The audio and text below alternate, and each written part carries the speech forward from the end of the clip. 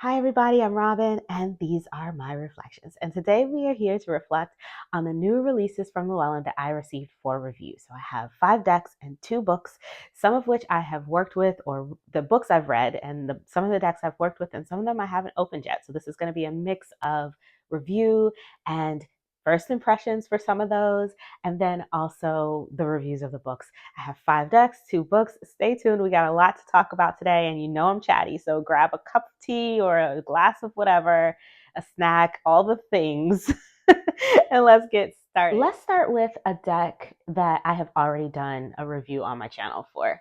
The first one that we're going to talk about today is the Soul Wisdom Oracle, Everyday Enlightenment for All Souls by Nicole Miz. Now, I did a full review on this one because when I opened the box on my Instagram, I asked people what they wanted to see first, and this was the one that was requested, and so I did it before I went on vacation. So this one you can see a full review of. I will put it up here in the cards for you if you want to see that inside the box. That the guidebook, it has glossy pages. Yes, glossy pages. It's very lovely. I'm just going to hold it up here. You can take a screenshot. I'm not going to read from these today because we have a lot to do. But if you want to take a screenshot and read that for yourself, you can kind of get a feel for what's in the guidebook. And just really quickly, so you can see there are some spreads in the front about choosing your cards and how to use the Oracle deck. And then some introduction to the author's thoughts on the deck. And in the back, you have about the author. And there she is. So this is a Blue Angel deck, and it's the standard height for Blue Angel deck, but a little bit more narrow. The newer Blue Angel decks have been coming out a little bit more narrow. Let me get something to compare this to. One second. Okay, so we're going to compare this today to this deck here. This is a standard Oracle size. You can see that they are taller and a little bit more narrow. And this is a standard tarot. So you can up against that just so that you can get a feel for the size of it.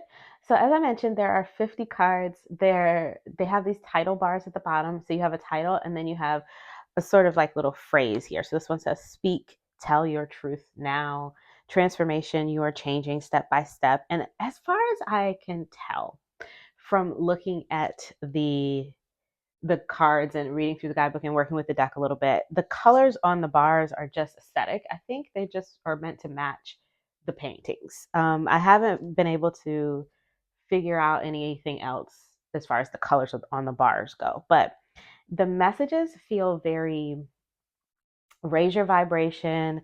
They do feel a little bit woo, but the messages in the guidebook are very grounded in reality. So for me, I've been using these when I want to do an everyday kind of woo style reading. This is such a beautiful card. Divine support. You have a team assisting you. You are special. You are loved just for being you. Lots of mothers and babies, lots of divine portals, magical looking things. It's very pretty, very colorful.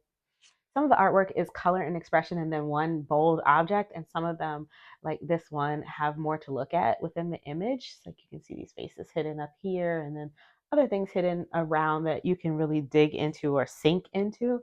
So I like the kind of mix up there. I've been pulling just 1 or 2 cards at a time, so I have time to take and just read through the extensive messages in the book and then take a look into the cards and the colors and use the color energy. So that's kind of how I like to work with it. If you like to work with color energy, I think you'll enjoy this one. That is the Soul Wisdom Oracle.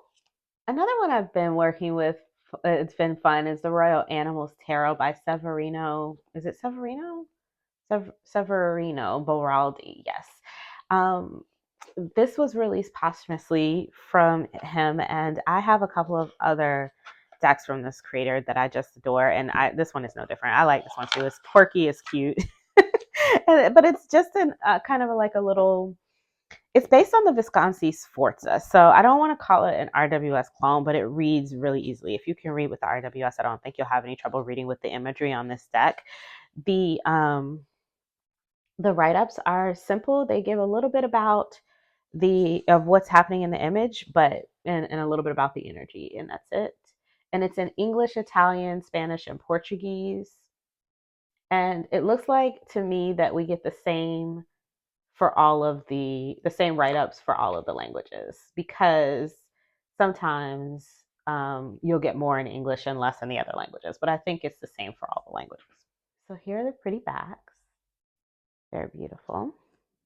And what we have are anthropomorphic animals in medieval clothing and medieval like depictions, scenes, and things. It kind of looks like an RWS, deck, but make it medieval, So I just I think that this deck is cute. Look at the little foxes. I enjoy one of these two. They look all right, right? There's a little rat, so we know that they say when there are mice, then that means that you have lots of food. That's why they come around.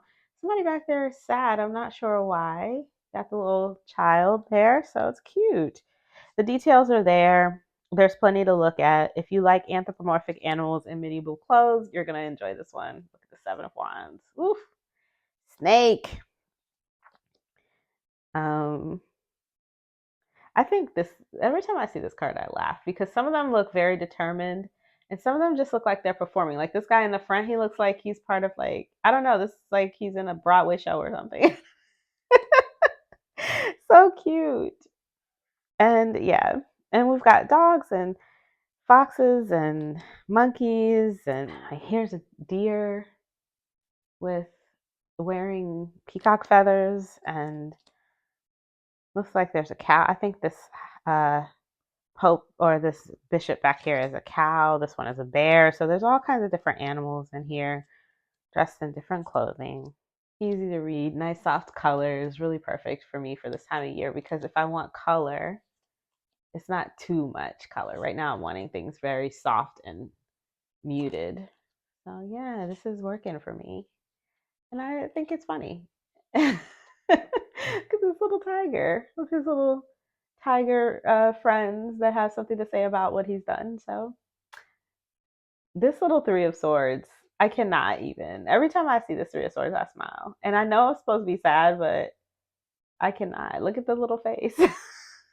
So it comes in this hard box. The cards are regular Little Scarabeo size and feel.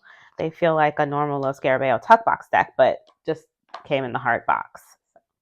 Up against a normal size tarot card, they are a little bit smaller. You can see they're a little shorter and a little more narrow than a normal tarot card, but they're, easy to shuffle, nice to use. They feel nice in the hand.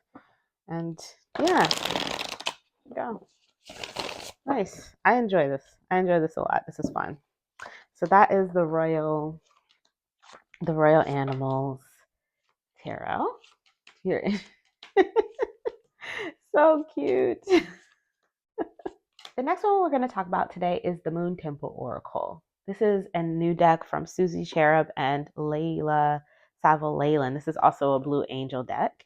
I have never had a Susie Cherub deck, but this I think I'm glad I waited for this one. I'm just going to say I haven't used it yet, but I have a feeling I'm going to really love this. So this is part of her Temple series. She has the Water Temple, and I believe so there's a Water Temple and a Star Temple, and then this Moon Temple, and there might be another one. I'm not sure. But let's just take a look. It says, "Welcome to the enchanting realm of the Moon Temple Oracle. Immerse yourself in the potent cycle of the moon, exploring the vast tapestry of magic and divine lunar influences worldwide. This deck is your companion and conduit to attune to lunar energies and integrate celestial guidance into your daily life." So it's not meant for just using for moon readings. It's meant to integrate the moon energy into your daily life. It says, "Unlock the secrets of 11 moon temples and their guardians, unveiling profound messages for navigating our ever-evolving existence. Ancient wisdom seamlessly intertwines with contemporary spirituality. Artwork transports you to Oh, wait, I missed the lines. Spirituality, ensuring the relevance and depth of each message. Let the exquisite artwork transport you to embody the archetypes within each card through sacred rituals and practices." There are 11 temples that she walks you through, and each one has a deity and then several moon phases, various moon phases. So we'll take a look when we get inside. You have 44 cards with a 256-page full color guidebook. That's another one with glossy pages. Here's the inside the box, just black. And it's chunky, this one. It feels very hefty and heavy. These are the backs of the cards. These are regular Blue Angel size cards, I believe. Let me find a OG deck. I'm pretty sure this is, I can't even tell anymore. Like when I hold them, I'm like, is this the right size? I'm not sure. I think these are normal size, but let me go find an OG. Okay, this is the Sufi Wisdom Oracle. Okay, so this is still a little bit more narrow than a normal Blue Angel size, older Blue Angel size deck. You can see here, hang on, you can see a little bit better. You can see that it's just a little bit more narrow. So maybe that's why I was so confused. I was like, is this the right size? I think it's the right size, but it is just a little bit more narrow. The standard Oracle, you can see it's a little bit wider and a good bit taller. And then up against a tarot, they're much bigger. So that's the size. Okay, so let's take a look at the various temples that we have here. And you can take a screenshot of the table of contents. It'll tell you the temples and the phases of the moon, and they're not all the same. Sometimes you have Portugal temple has 2 full moons, a new moon and a gibbous moon, but then this Celtic temple has a crescent moon, a new moon, a full moon, and a dark moon. So it varies based on the different moons. So you have South Sudan and Ethiopia, Portugal, Celtic, Rome, Dakota, Hawaii, Sumer, Brazil, or Sumer. Is it Sumer or Sumer? Brazil, Norse, Philippines, and Greece for all of the temples. Front, it gives you a little blurb about moon phases and kind of some correspondences there. What is a moon temple? Then it says moonlit temples, natural caverns, and pyramids dedicated to lunar deities are scattered throughout history and present day times. Time-honored traditions, rituals, and divination infuse these natural wonders, ethereal temples, and sacred sites with everlasting moon dust. A temple can be a place of worship, a dedicated sacred space, or any spiritual shrine that houses a divine essence and their set of principles and mythology. Each moon temple series within the Moon Temple Oracle is represented by a lunar deity from an ancient or living culture around the world, along with their corresponding legends and spiritual symbology. While there is not necessarily an actual lunar temple shrine or sanctuary in physical form for each deity, their moon temples are given life through their stories, myths, and devotion. And so that's kind of how she explains that. Then there's how to light work with the Moon Temple Oracle. Each card includes a main word, an affirmation, a code word, thus encrypted words to support opening the psychic portals for swift, intuitive awareness, Moonbeam Insight, which is an inspired revelation, which it says is a more comprehensive card meaning, basically. There's a moon guide, which is the deity. There's a moon phase. There's a moon ritual. There's a moon spell chant, and then the artist prose. So the artist has written some inspired poetry and artistic impressions to accompany each card. And so that's what you get for each card. There's a couple of spreads here, quite a few spreads here. A poem. Is this by the artist? Let's see. I'm guessing that's a poem by the artist. So here's the beginning of the first temple. And it talks about the moon guide, the personification, the totems, the roots of it, like the story, the folklore, the moon honoring traditions. For each temple, you get this sort of guide page, this first page. And then you get into the first card. And each one has a key word. It has an affirmation, and then you've got your code words, which are just other key words, like deeper meanings. The insight. That's a little bit about the guide in terms of this card, in terms of insight. Then it gets into the phase in terms of insight, in terms of this card, the ritual, because as you go through, you're going to see full moon a lot. You're going to see, certain things repeated, but each section is different based on the card. So for instance, the full moon description under instinct says the full moon illuminates the dark and heightens your intuition. It is as if the light of the moon is shining down onto an aspect of yourself that you often keep hidden, a part of yourself that is pure brilliance, but that you keep encased within yourself out of fear that you'll discover your true magnificence. And then it says, break free and shine, moon lover. And then for the full moon description under prowess, it says this is a time to surrender and make space for fresh energy to support your intentions. Maeve dances ecstatically with the moon cycles and is in full swing at the full moon. Her wish is that you surrender all perceived restraints to flow freely into the sacred flames of desire. So it does change up as it moves through the different energies, the different keywords and things that's going through. So this is about the author in the back here. So since I have not used this deck yet, it's still in order. So we can actually take a look at all of the temples in their order. Here are the backs up close. Look at the beautiful, I love moon and moon depictions, like moon energy, moon imagery is so pretty to me. So it says instinct. This is South Sudan and Ethiopia. Sorry. So this is our full moon, instinct, freedom, seed, and strength. So you get 4 cards for each one. So now we're on to Portugal, mystery, patience, gratitude, and protection. And then this is the Celtic, fate, innocence, prowess, and rebirth, Rome, hunt, fertility, truth. This is crossroads. This is goddess. The goddess here is Diana. Dakota, we have shelter, refuge, rhythm, and insight. For Hawaii, this is culmination, transition, design, and journey. I love. Now we're into Sumer. This is Inanna's temple. I don't know if this is Sumer or Sumer, but I really love as we're moving around the world that the people that are depicted in the artwork they look like they're from that area of the world.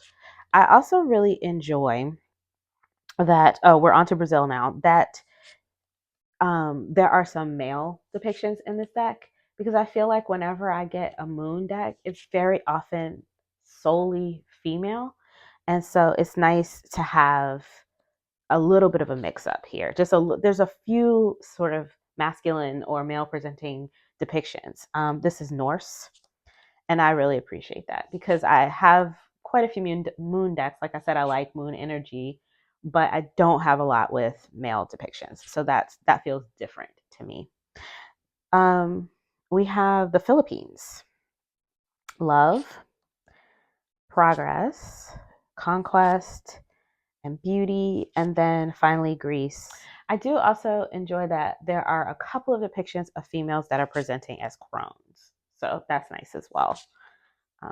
It just feels, the imagery on this feels different from some of my other moon decks. So that's why I wanted to look into this one.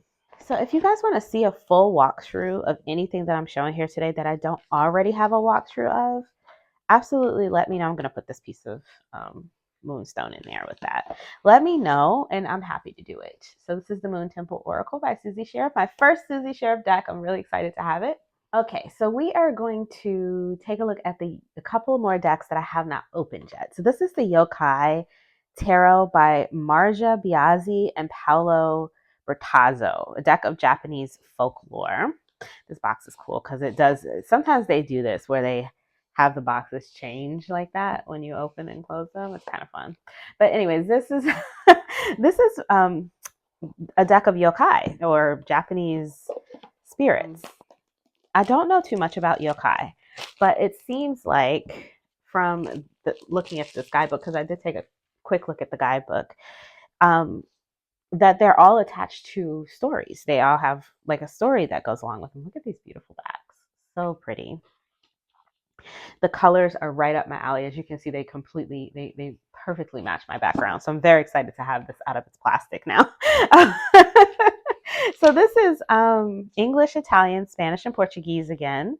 And let's just take a quick look at what we have. So let's read this part here. So those who are not familiar with the yokai tend to approach them as exotic collection of fantasy beasts, ghosts, and gods. But nothing could be further from the truth. As a matter of fact, these beings are an integral part of Japan's cultural heritage, sprouting directly from its indigenous region, which holds the animistic belief that all things in nature and even certain objects possess a soul. The result of this conviction is a world filled with essence, sentience, and meaning, a world in which anything has agency and will and can therefore be interacted with directly. In short, the yokai represent the personification of all phenomena of reality, and consequently, knowing how to deal with them means to know how to deal with reality itself. As using this deck, there's a myriad of different paths that you can choose. And as you draw from the arcanum of this yokai tarot, each one represents a sudden encounter with a spirit creature or kami along the path described by your spread. Okay, so it says an apparition can be pleasant or ominous, soothing or cathartic, but one thing is certain, it will be purposeful as it will guide you along the journey. And then it gives you a couple of spreads here, talks about the cards. It looks like everything is normal. So you've got the coins, the wands, the swords. Yeah, nothing weird there. And then for each, here, I'll just hold this up so you can read that if you would like. Okay, here are the 9 of coins, 10 of coins, page of coins, and knight of coins. You can read those if you would like. So that's the guidebook. I think let's take a look at the cards and then we will maybe shuffle and read one of those. So here are the backs up close and personal, given very much roses and lilies in this sort of art style, which I kind of love. And based on this Fool, it looks like the I don't know, not the scenes, but just the way the scenes come across are going to be very RWS. So that's going to be nice. But I think it looks to me as if it's not just RWS, right? So like we have an emperor, he has an orb, he has a scepter, but he's also in his own world as well. So it's like a blending of the two. Some of the symbolism from it's blending the tarot with this world. Now, I don't know anything about this world. I might know one or two stories here or there. So this is going to be a fun deep dive deck for me. I'm very excited about getting deep into the guidebook, reading all of the stories, and then maybe even using, look at the spider person. Maybe even using now I think I know this one. Using the spreads in the book, everything, just going through the whole situation, and just really getting lost in this, like I did with the divine, Tarot of the Divine, and some of the other decks that I have that kind of go through this world. So might not be one that I use right away, even though I really want to use this right now because of the coloring. Maybe I will go ahead and use it. I'll probably go ahead and use it and then circle back around for the deep dive later. Sometimes I do that. Look at this. Very pretty. Aw, who is this little guy? Let's read one. Let's just read one. I'm just curious. Let's read the Four of Cups. You've got the English lettering of the Japanese word and then the Japanese writing, and then it says literally river otter. So it just defines it as well. And then it says they're funny looking creatures who like to drink, laugh, and play tricks on humans. Some even disguise themselves as beggars just to sneak into the villages and steal some alcohol. If this kawa uso is refusing sake, it means something must be really off. You might be too distracted to notice an opportunity, or maybe you have to have had enough of it all. Either way, action is necessary to restore a healthy thirst for life. Okay. So they're little drunken otters, and if they're refusing sake, something's off. There's no balance here. Okay, I got it. I got you. I got you. That's just enough. I feel like the guidebook is giving me enough to follow along, even for someone like me who doesn't know anything about this. The thing that really interested me in this was the fact that I don't know about it and I do like to learn new things. And this beautiful artwork. The artwork is stunning. It's soft, it's clean, it's mature, and I really, really love it. This is on a anti-scratch matte cardstock, which is for low Scarabeo. This is a little bit of a different cardstock, but I've seen it on a few other decks. If you have what is the one with the little girl named Anima, Under the Oak? If you have Under the Oak, Tarot or Tarot of the Enchanted Garden. This is the same cardstock. It's like a swishy mat. Very beautiful cardstock. Shuffles nicely. And mine have been holding up. I've had Tarot of the Enchanted Garden for maybe 2 years now, and it's held up fine. So, but I also am not heavy on my cards. This is so cute. Look at this one. Why is her neck so long? I feel like she's nosy or something. I feel like she's nosy trying to see stuff. Like a giraffe that want to see over the trees.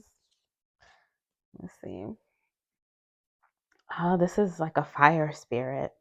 Oh, I like this. So maybe, oh, I wonder if we have like earth spirits and then maybe these are all water spirits. I didn't even notice that. Yes. It looks like these are all spirits that are connected to water. And now we're getting into spirits that are connected to fire. Oh, yeah, that's cool. I like the way they did that. The Four of Wands. I watched a walkthrough of this on, was it Logan's channel? But it was a couple of, maybe like a month or two ago. I don't know. It's been a little while now. And I don't remember, but I've watched a lot of walkthroughs since then. But this is still really cool. It feels like almost like a first impressions, but it's not because I have watched a walkthrough of this. King of Wands. I think maybe that's why stuff is coming back to me because I've seen that walkthrough. Queen of Wands. Look at her. And she actually has a cat. I wonder if this cat is a part of her myth or if they just put that there. Oh, it looks like they're fighting for this sword. Ooh, look at this. Look at this mask. Look at that. Now that's given all kind of stuff. I got my mind went all kind of places with that. I'm not gonna make assumptions. Okay. Seven of Swords. Eight of Swords. This is cool. At first glance, I can tell that I can see clearly what I'm looking at. Like I can tell I'm looking at one of the swords court cards in this, even before I can see that it's a page. I know this is a knight because they're writing something. And this is the king, okay, and this is the queen. I might have confused them. I'm not, you know what I mean? Like, but it's very clearly labeled. I can see it really well. The colors are beautiful. Here's the art card in the backs. I mean, the ad card. They're matte cardstock. This is a normal tarot size, I believe. Let's see. Yeah. They're a little bit, maybe, yeah, they're exactly the same size as this Hay House card. They look like they might actually be just a little bit wider. Slightly wide. I mean, very, very slightly wider than this card, than this standard size Hay House card. But other than that, they're the same. All right, let's read for judgment.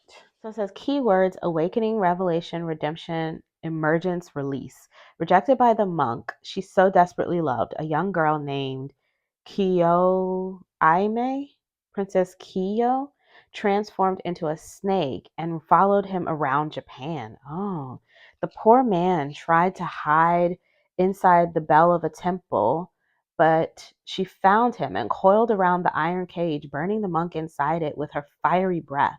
This is a wake-up call to remind you that judgment cannot be escaped, no matter how far you can run or how well you can hide. Change is on the way. Revelation will bring revolution. Listen for the bell in the distance. It is tolling for you. I like that. So far, I really like this. I am very much looking forward to using it and just working with the guidebook card by card until I get a chance to do a deep dive of it. But look at this. It's very beautiful. The artwork is stunning. It's stunning. It glows. It's soothing and soft, but also like, look, where it's meant to glow, it glows. Where it's meant to be highlighted, it highlights. It's beautiful. I don't love that spider, but you know me, I don't like bugs. But so that's the Yokai Tarot. Very impressed. Very impressed. So that's the Yokai Tarot. Okay, the last deck I have here is the Voodoo Tarot Spirit Box by Fabio Lestrani. And if you are familiar with the name Fabio Lestrani, you might know him or recognize him from, he did the Santa Muerte Tarot or Santa Muerte Tarot. And I I've heard because I don't have that tarot deck, but what I've heard from people who have it and use it and that are from the tradition, um, and worship Santa Muerte, is that the deck is very respectful, and that was important to me. I wanted to make sure that it was respectful, and so since I heard that about him, I've kind of kept that in the back of my mind. And when I saw this coming out, I kind of wanted to take a look, because I was like, okay, well, he did that one. It was, people are saying it was respectful. So, but I did take a look at a walkthrough over on Shamanic Arwak Priestess is her name. I wanted to see if she had a walkthrough of this, and she did. And so since she did, I was like, yes, score. She seemed to be very happy with it. She seemed to feel like it was respectful. And so I was like, yes, I really wanted to review this and take a look at it. It looks beautiful. Delve deep into the mesmerizing world of voodoo with this special kit edition containing a themed deck and a detailed book. Born into the New World as an offshoot and mix of ancient African indigenous beliefs and Abrahamic religions, Voodoo, also known as Voodoo or Voodoo, is a rich, multifaceted tradition that employs natural and supernatural elements to affect the human experience. With an extensive repertoire of magical practices to heal ailments, ward off malevolent spirits,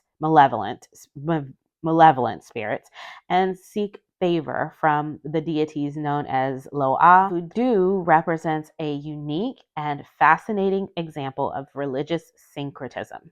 In this new, incredible tarot kit, Fabio Listrani explores these rituals with 78 fully illustrated cards, complemented by a detailed 192-page book in full color to further investigate this fascinating tradition. All right, so it opens. This is a big box with a big book. You've got the I don't know if you can see this. I don't know if the camera's going to show this, but it's like scratched. It looks like it's been scratched on purpose. Like that's in the artwork here. And you've got all of these images here, I'm guessing to protect what's in the box. So that's the box. So he's done the Santa Muerte, the Goetia, and now he's doing Voodoo. He says, as I worked through the design process, I kept asking myself, what if the blends of belief that shaped the religious journey of oppressed communities had included tarot cards alongside Christian elements? What might have happened? While I can't say for sure what the answer is, I genuinely hope that what you are holding now serves as a genuine and meaningful tribute to this incredible yet often misunderstood faith. I really appreciate your trust in my work, and I want to sincerely thank you for your support. All right. And then it talks about voodoo and what it is. It says the word means spirit or deity and is a religion deeply ingrained in the spiritual customs of West African peoples, particularly those present in present day Benin, Togo, and Nigeria.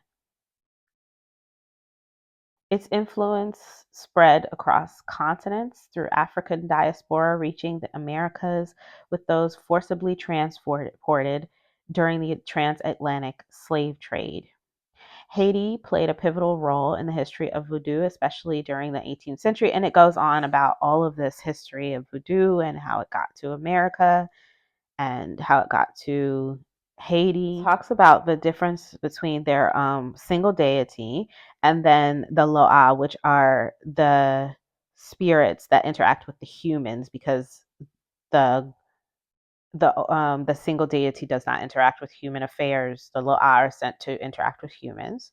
It just gives a history of voodoo. This is very interesting. Actually, I'm not going to read all of this right now, but I'm going to read it later for sure. Okay, so here is what you get. Is this for every card? So this is the majors. Let's just check the minors real quick. Yeah, it looks like they're all the same. Well, I love the color coding in this book. Very pretty. Okay, so it looks like what you get here is the name of the number, the name of the card, the person, deity, or Loa represented on the card. And then it talks about the energy of the card and who is depicted here. The primary deity of Voodoo. I'm not going to call the names. And then it says why he's depicted.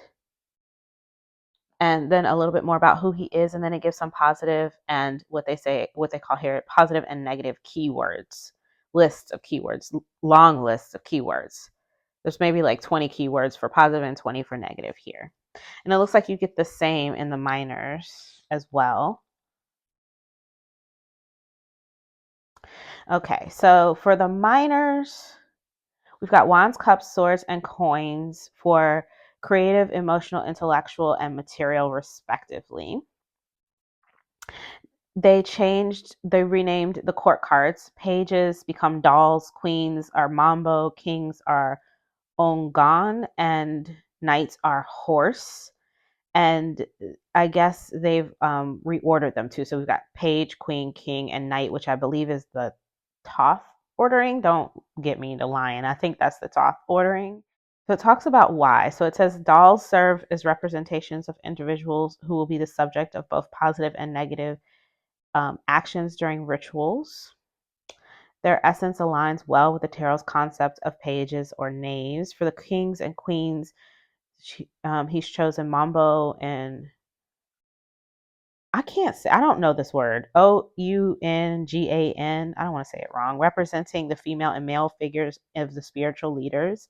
And then for the knight, you've got a horse, referring to a practitioner who becomes possessed or ridden by a spirit, which makes sense. All right. And then it talks a little bit about the wands and the energy of the wands. And then you get into like the write up. This is really nice. If you would like to, if you could take a screenshot, you can read that. There's for the cups. So, and I'll do one. Let's do a horse because I feel like that one is the one that's going to deviate the most. If you would like to read that for yourself. Okay, so let's take a look at the cards. Cardstock is a little bit thinner than the other one. It's the same kind of anti-scratch matte, but it's just thinner, a little bit thinner than the Yokai, I believe. Let me just see. I don't want to lie. Yeah, it's a little thinner. It's a little thinner. So if you have trouble shuffling these, this one is probably going to shuffle a little bit better for you because it's thinner. But same kind of anti-scratch cardstock. These are the backs. Very pretty.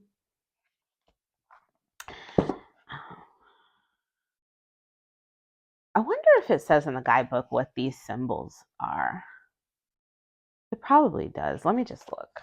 Okay, yeah, it does. It says there are drawings that are unique to each loa and can be drawn on the ground using simple architectural materials such as ash or flour. And due to their binding functions, they can be likened to the seals used to identify the demons of Goetia or the angels of the Notoria, or more broadly to the triangle employed in ceremonial magic. Serving as tangible representations of the loa, they are traced near the central pillar, typically situated at the heart of a voodoo temple. This placement signifies the connection between the earthly and spiritual realms through which the loa descended to influence and empower practitioners. Interesting. Okay, so that's what these symbols are on the cards. Let's zoom in. So what I'm going to do is we're going to look at these beautiful cards because Fabio Lustrani's artwork is beautiful. And I'm put on some music and we'll take a look. But if you want to get further and deeper into this, I'm going to put in the description box below that walkthrough that I watched from Shamanic Arak Priestess, where she goes through each one and she talks about what she can talk about. Look at them. Because it's a closed tradition, of course. So some stuff is not, you can't speak about at all, but she does speak about some of them. And she talks about how she feels about who's on what card and why and all that kind of stuff. So I'm going to put that in the description box below for anybody who is interested in seeing that, because I know some of us are curious and we want to know from someone who knows, it's strength. I thought it was a devil card. Hanged one. All right, death. I'm going to put on some music so that I can just kind of flip through these and take a look, and so can you. So here we go.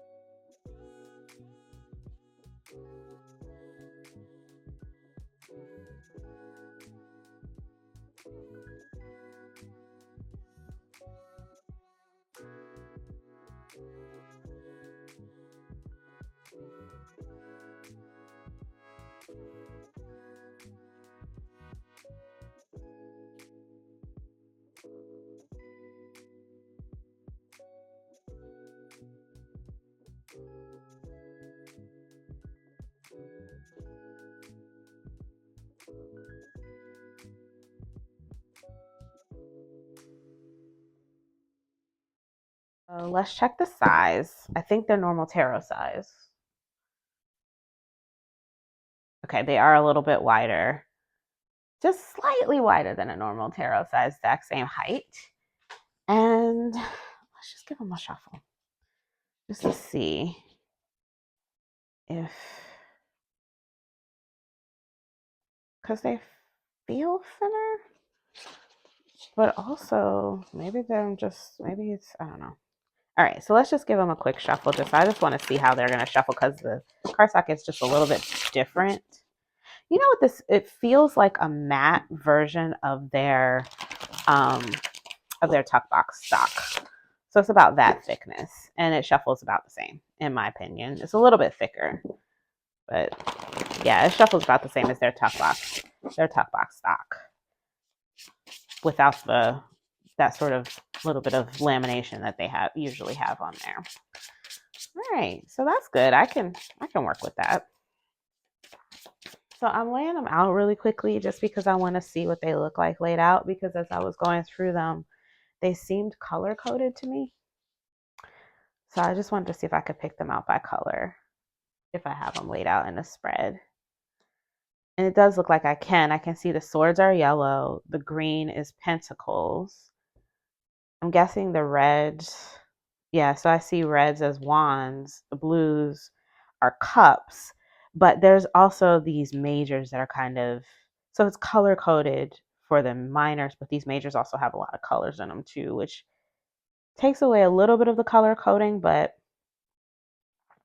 this yellow really pops out, and so does this green to me. The red less so, and the blue less so. I'm also curious to see, as I was going through, it looked like this, there was like a story in the suits. So let's just take a look and see about that. No, it doesn't say anything about there being like a running story going through the cards. So I don't think that there is, but it is certainly looks like it. I love these giant images in here. So that's the Voodoo Tarot. The first book I got was Your Chakra Personality. Discover Your Soul Design Through Primary and Secondary Chakras. And this one is a full picture of your personality through your three most dominant chakras. So there's a little quiz inside that gives you a clear idea of what your three most dominant, your secondary, your primary, and then your supportive chakra, which is your third most dominant chakras. And then there are individual chapters within the book that kind of give you more, and a little bit more into, it covers those chakras. And so like, it's like if you're a secondary crown chakra, this is kind of some blueprint that will help you decode your personality and things like that. So let's just take a closer look. You got a chapter on the chakras in general, then identify yourself.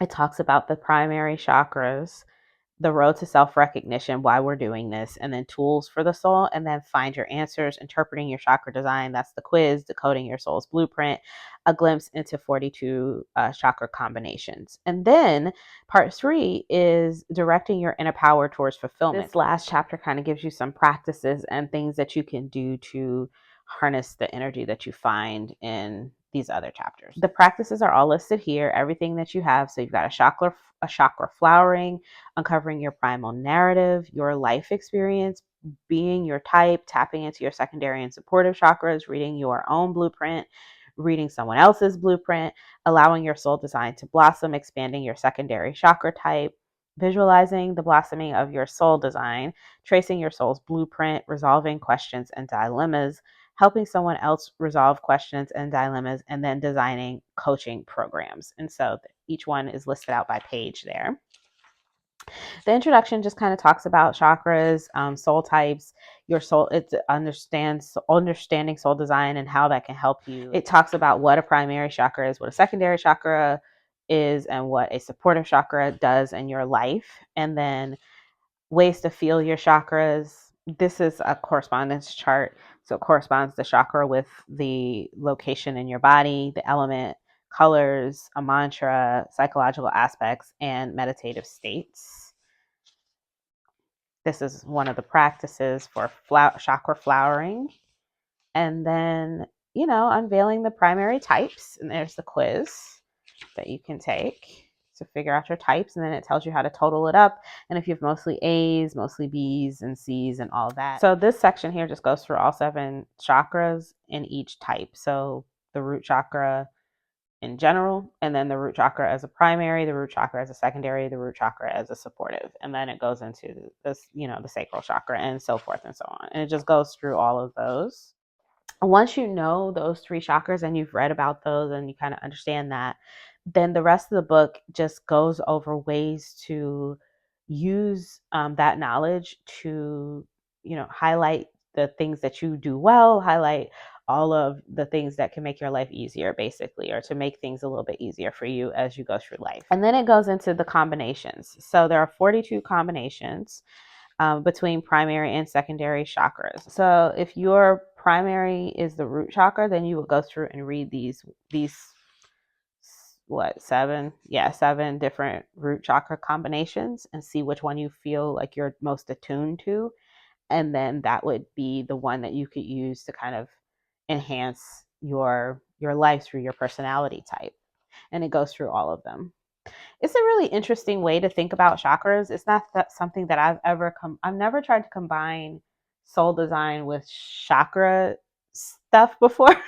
So I think it's an interesting book, and I look forward to going back through and actually taking the test, because I didn't take the test the first time I read it. I just kind of read through.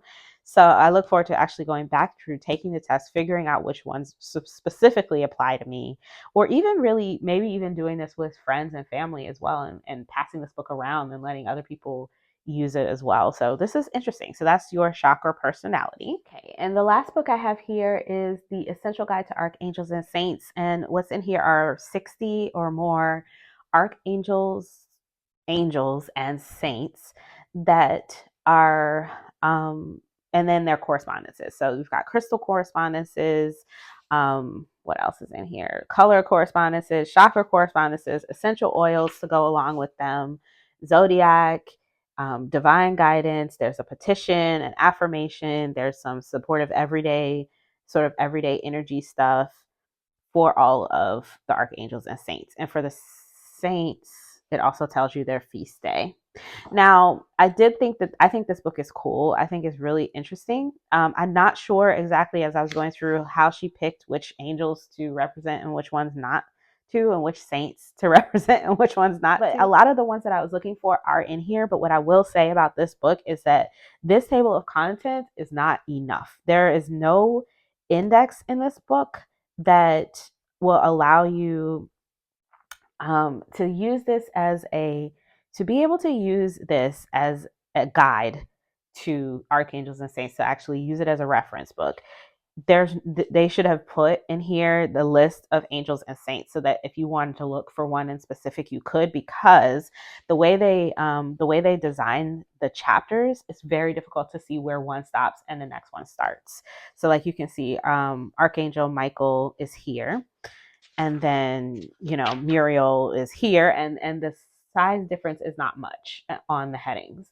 So as you're flipping through, it's really difficult to see where one stops and the next one starts. They are in alphabetical order by saints, by angels, and then in the back there's a final chapter that's Jesus and his spiritual connection. So people that surrounded Jesus in his lifetime. So those are in alphabetical order in their own chapter. So each chapter is in alphabetical order. But like I said, there's a list in the back of the saints, the complete list of saints here because of their feast days. So if you just want to see which saints are in the book, I can show you here. And then there's one more page. There is a bibliography in the back, which is good. There is a list of, in the back, there's by topic. So if you're looking for a specific angel or saint for a specific topic, you have an appendix back here, but there are no page numbers. So you have to go look them up. And again, there's no table of contents or anything like that. So I'm making my own little table of contents here. I did the angels already. Complete list of angels that are in the book, you can see here. and I wrote the page numbers, and I'm going to do the same for the saints and the last chapter as well, because otherwise I'm not going to be able to find anything in this book. I do enjoy the information in the book. There's a lot of good correspondences here to think about. Let's take a look at an angel, because you get the same for the angels and the saints. So let's just take a look at one. Let's look at Michael. So it gives you a sort of like title for him. It talks about Michael and who he is and how he's portrayed, and what kinds of energy he brings. And then it gives some crystals, colors, and chakras um, that are attached to him based on safety and protection for Michael. And then there are some essential oils for the same reasons. There's a zodiac that's associated with him. The Everyday Angel section just says what to call on the angels for. It's not necessarily just for Michael, but you can call on everyday angels, which she has another book, I think, where she talks about the idea of everyday angels, where it's like they're not archangels, they're just everyday angels that are there to help you. So you can call on the angel of protection in general when your life feels out of control or unsafe, and you may need protection from your own thoughts and emotions first. Calling on this angel is more like calling a legion of angels. The angel of emotional balance can also be on your angelic team with Michael to restore equilibrium. The angel of good fortune ensures fairness in all situations. Invite the angel of health to remove fears, stress, phobias, and obsessions to live a healthy life. So that's kind of the energy for that everyday angel section. The divine guidance section is just some like messages. Like if you're feeling like you're drawn to Michael, this is some guidance for you. There's a petition if you don't have your own, on ways to and call on the angel, and an affirmation. And it's the same for the saints. Same. So, and even saint section also has that everyday angel section, supportive everyday angel section for that team of angels that you can call together in, the name of that saint. So that's the book. Yeah, it's cool. I'm glad to have it on my shelf to be able to use as a reference. But like I said, it's not going to be very usable to me until I finish with my little table of contents here. But once I'm done with that, it will be fine. And it's not going to take me long to finish it. I just need to sit down and do it. So that's the essential guide to archangels and saints. And that is the last thing that I got from Llewellyn. I know that this was a long video. Thank you so much for sticking around. If there is anything here that you are interested in, I will put links in the description box below. They will be Amazon affiliate links. I am an Amazon affiliate, so I always use Amazon affiliate links. It helps me if you do decide to purchase from Amazon, if you would use those links, because Amazon gives me a little bit of a few cents. It doesn't cost you anything, and they do add up, and I put it all back into the channel. If you're in the US, you can also pick up every one of these things that you've seen here today on Llewellyn's website. They distribute all of these. The books are from Llewellyn. Some of these decks are Low Scarabeo, some of them are Blue Angel, but Llewellyn has them all on their website. So you can check them all out there as well. If you like this video, please give it a thumbs up. If you want to see more from me, you can subscribe. I release videos every few days regarding tarot and oracle, and I would love to have you. Thank you for sticking around. Thank you for listening. Let me know all your thoughts about the decks in the comments below. And until I see you next time, stay safe and be blessed. Whew. Bye-bye.